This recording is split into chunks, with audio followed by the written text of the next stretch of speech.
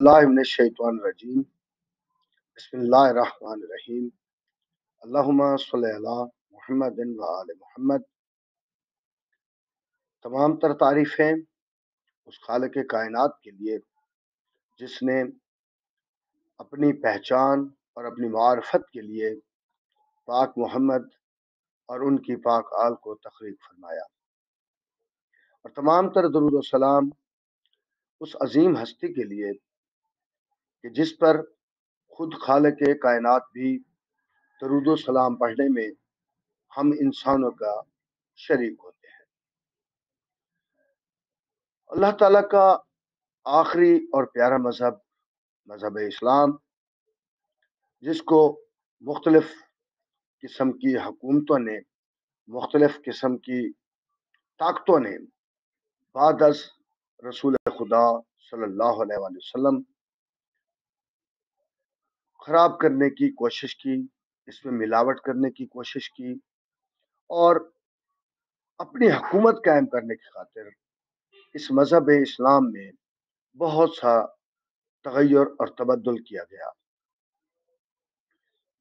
اور ایسا ایک چوں چوں کا مربع بنایا گیا مذہب اسلام کو کہ معمولی باتوں پر معمولی پڑھے لکھے مولوی ایک دوسرے پر کفر کا فتویٰ لگانے لگے، چھوٹی چھوٹی باتوں پر ایک دوسرے پر کفر کا فتویٰ لگا دینا ایک عام سی بات ہو گئی۔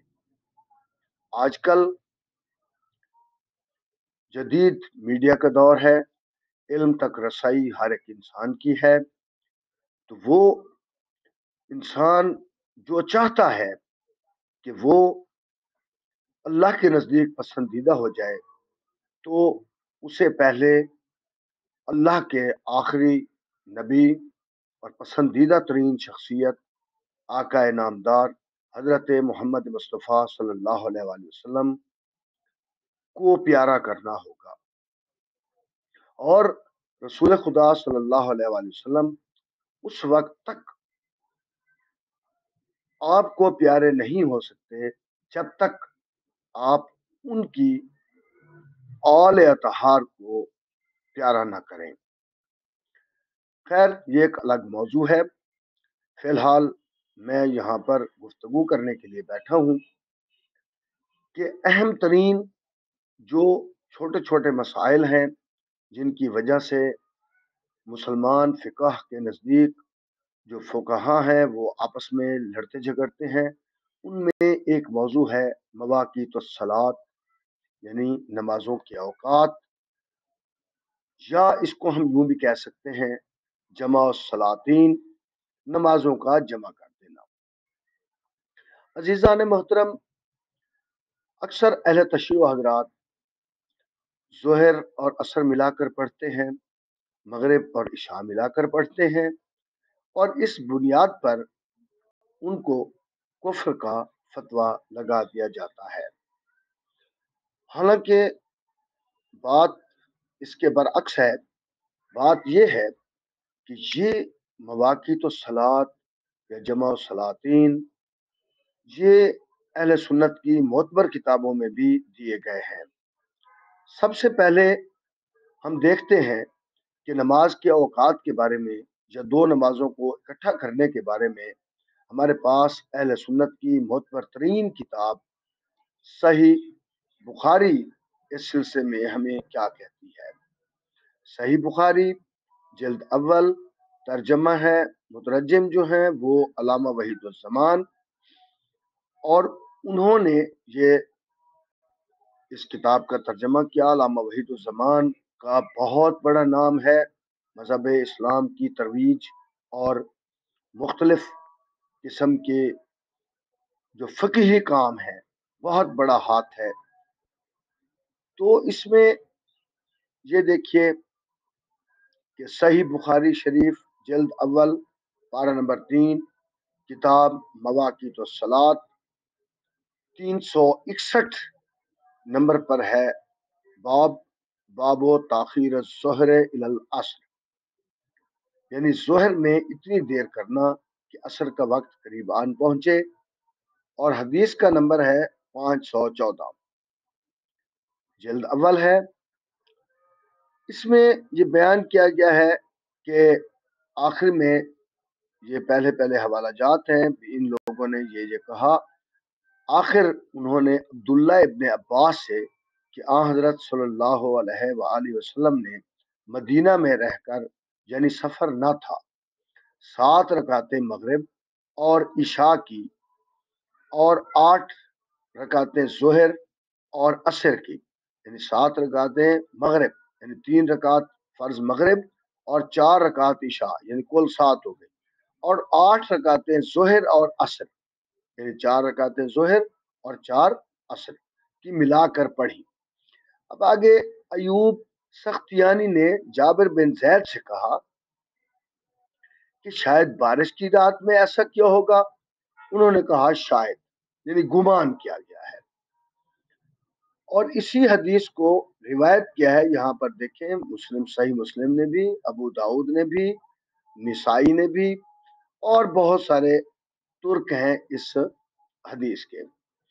جیسے اب یہی بخاری شریف ہے، اس کی پھر دیکھیں کہ حدیث نمبر 605، حضر میں نمازوں کو ملا کر پڑھنے کا بیان، کہ عبداللہ ابن عمر رضی اللہ تعالی عنہما سے روایت ہے کہ حضور صلی اللہ علیہ وآلہ وسلم نے ظہر اور عصر ملا کر پڑھی، مغرب اور عشاء ملا کر پڑھی، نہ کچھ ڈر تھا نہ سفر تھا۔ حدیث نمبر 605۔ آپ کے پاس حدیث کا یقیناً یہ مجموعہ ہوگا، اگر کسی کے پاس نہ ہو کتابیں تو بے شک انٹرنیٹ سے ڈاؤن لوڈ کر سکتے ہیں۔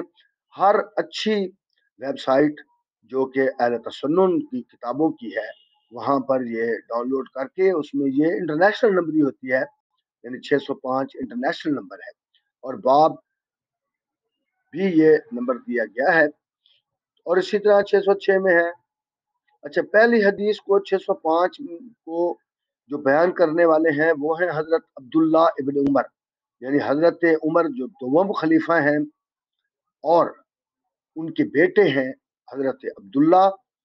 حضرت عبداللہ کو شرف ہے کہ یہ خلیفہ کے بیٹے بھی ہیں اور خود صحابی بھی ہیں، وہ یہ روایت کرنے والے ہیں۔ اچھا، پھر 606 میں کہ حضرت عبداللہ ابن عباس، عبداللہ کون ہیں؟ جو حضرت عباس کے بیٹے ہیں، اور حضرت عباس کون ہیں؟ جو رسول خدا صلی اللہ علیہ وآلہ وسلم کے چچا ہیں، ان کے بیٹے عبداللہ، وہ فرماتے ہیں، ان سے روایت ہے کہ حضور صلی اللہ علیہ وآلہ وسلم مدینہ میں ملا کر پڑھتے تھے، ظہر اور عصر کو، اور مغرب اور عشاء کو، نہ کچھ ڈر ہوتا نہ می برستا تھا۔ لوگوں نے کہا پھر کیا باعث تھا؟ عبد ابن عباس رضی اللہ تعالی عنہ نے کہا اس وجہ سے کہ آپ کی امت کو تکلیف نہ ہو۔ یہ دو روایات یعنی احادیث یہ بخاری شریف کی ہیں۔ آگے ہم چلتے ہیں۔ اب کتاب ہے ہمارے پاس سامنے کھلی ہوئی، وہ ہے صحیح مسلم۔ صحیح مسلم کا بہت بڑا مقام ہے مذہب اہل تسنن میں، کہ حدیث نمبر ہے 1629۔ عبداللہ ابن عباس نے کہا کہ رسول صلی اللہ علیہ وسلم نے ظہر اور عصر کی نماز مدینہ میں بغیر خوف اور سفر کے ملا کر پڑھی، یعنی دونوں وقتوں کی نماز اکٹھی کر کے پڑھی۔ ابو زبیر نے کہا کہ میں نے سعید سے پوچھا کہ آپ صلی اللہ علیہ وسلم نے کیوں ایسا کیا؟ انہوں نے کہا کہ میں نے عبداللہ ابن عباس سے یہی پوچھا تھا جیسا کہ تم نے مجھے پوچھا ہے۔ انہوں نے کہا کہ حضرت صلی اللہ علیہ وسلم نے چاہا کہ آپ کی امت میں سے کسی کو تکلیف نہ ہو۔ اچھا، اب جو ہے وہ اسی کے ساتھ ہی 1630 پر حدیث ہے کہ جبیر کے فرزند سعید نے کہا کہ ابن عباس نے کہا کہ رسول صلی اللہ علیہ وسلم نے نمازوں کو ایک سفر میں جمع کیا جس میں آپ صلی اللہ علیہ وسلم غزوہ تبوک کو گئے تھے۔ غرض ملا کر پڑھی، ظہر اور عصر اور مغرب اور عشاء۔ سعید نے کہا کہ میں نے ابن عباس سے پوچھا کہ آپ صلی اللہ علیہ وسلم نے ایسا کیوں کیا؟ انہوں نے کہا تاکہ آپ صلی اللہ علیہ وسلم کی امت کو تکلیف نہ ہو۔ یہ صحیح مسلم کی حدیث ہے۔ اچھا، اور اس میں جو یہ ترک ہے، یہی یعنی حدیث یہ ابو داؤد اور سنن نسائی میں بھی یہ درج ہے ان نمبروں پر۔ ہم وہاں بھی چلتے ہیں۔ اس کے بعد دیکھتے ہیں سنن ابی داؤد موجود ہے میرے پاس، یہ کھلی ہوئی ہے۔ اس میں مدینہ میں یعنی پیچھے حدیث آ رہی ہے، چلیں ہم مکمل صفحے پر چلتے ہیں۔ یہ ہے اصل حدیث کہ یہاں سے جو میں نے ابھی وہ حدیث کھولی تھی وہ یہاں سے شروع ہو رہی تھی۔ یہ سنن ابی داؤد ہے، تو اس میں یہ 1197 حدیث نمبر دیکھیں کہ یہ سارے راوی ہیں۔ آخر جو بات ختم ہوتی ہے وہ عبداللہ ابن عباس سے روایت ہے کہ رسول اللہ صلی اللہ علیہ وسلم نے ظہر اور عصر کو ملا کر پڑھا اور مغرب اور عشاء کو ملا کر پڑھا بغیر خوف اور سفر کے۔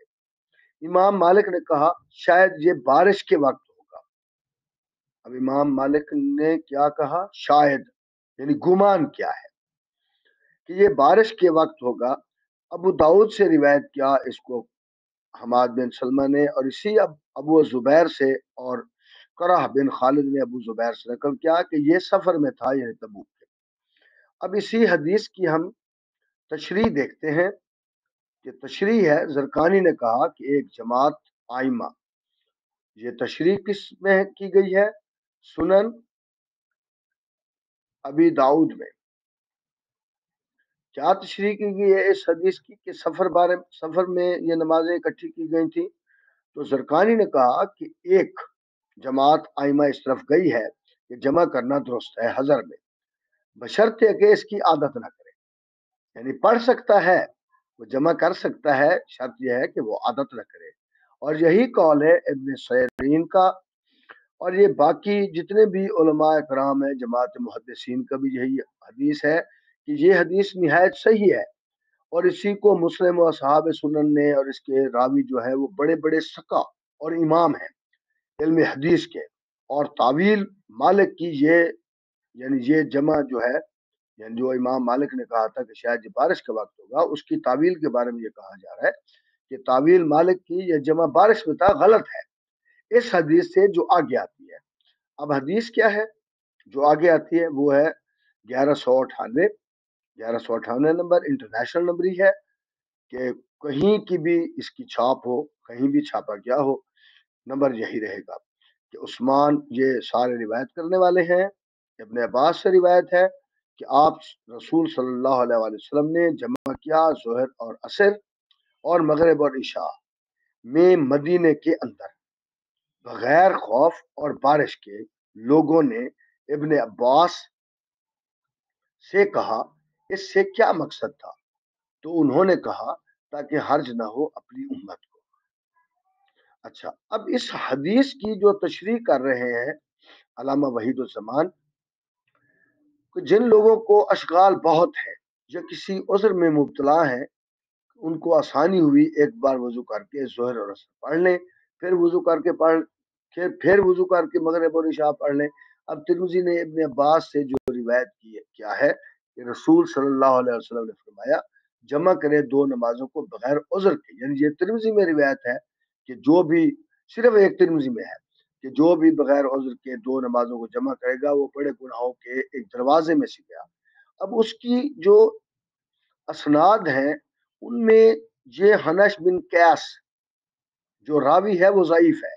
ابن جوزی نے اس حدیث کو موضوعات میں ذکر کیا ہے، وہ ان صحیح حدیثوں کے معارض نہیں ہو سکتی کہ جن میں جمع کرنا ثابت ہے، یعنی جو ثابت کی گئی ہیں وہ، اور جن میں ان کو گناہ قرار دیا گیا ہے ان سے زیادہ جو معتبر ہے وہ ہے جمع کرنا بغیر سفر اور بغیر خوف اور بغیر بارش کے۔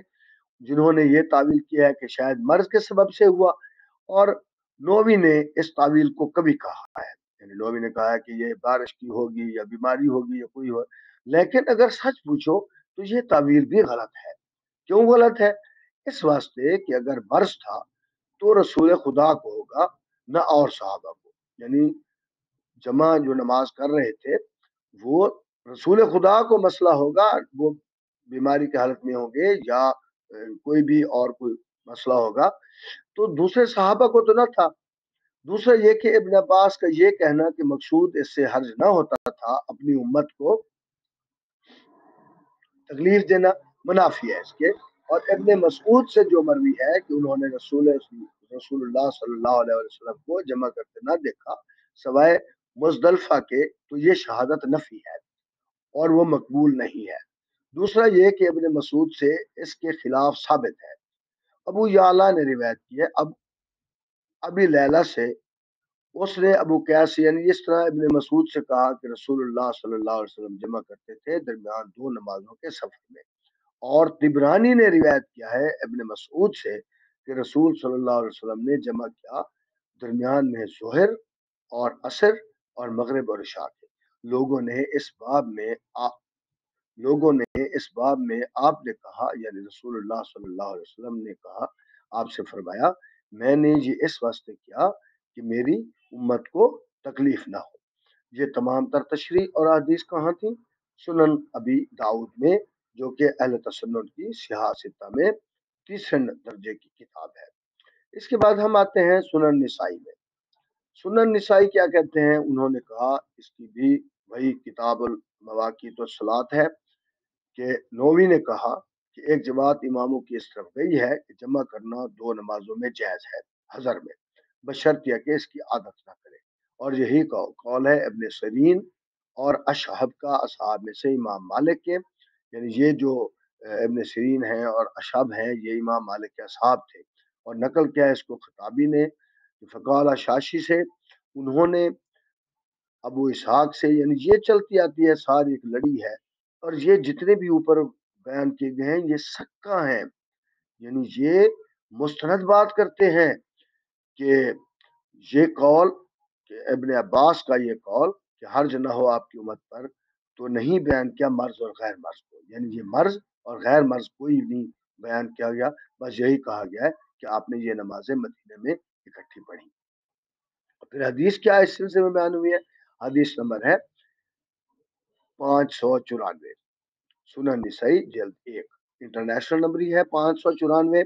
وہ ہے کہ حضرت ابن عباس رضی اللہ تعالی عنہ سے روایت ہے کہ انہوں نے بصرے میں پہلی نماز یعنی ظہر کی نماز اور عصر کی نماز پڑھی، بیچ میں کوئی نماز نہیں پڑھی، یعنی نفل نہیں پڑھا، اور مغرب میں مغرب اور عشاء کی اس طرح پڑھی، بیچ میں کوئی نماز نہیں پڑھی، یعنی کوئی نوافل وغیرہ نہیں پڑھے۔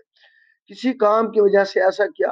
ابن عباس رضی اللہ تعالیٰ عنہما نے کہا کہ میں نے رسول اللہ صلی اللہ علیہ وسلم کے ساتھ مدینہ میں ظہر اور عصر کی 8 رکعتیں پڑھی، بیچ میں ان کے کوئی نماز نہ تھی۔